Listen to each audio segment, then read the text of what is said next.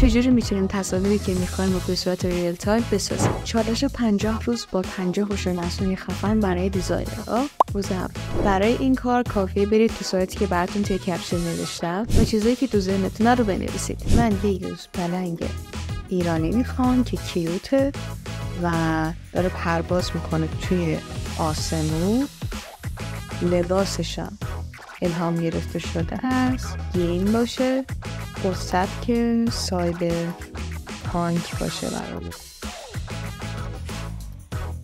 با پس‌زمینه تاریک و حتی سبک دارک فانتزی هم میتونه باشه. به این راحتی شما هر تصویری که میخواهید و میتونید آنی در لحظه بسازید. من ترین امینم و این چالش 50 روز با من همراه شد چون قراره کلی چیز خفن یاد بگیرید.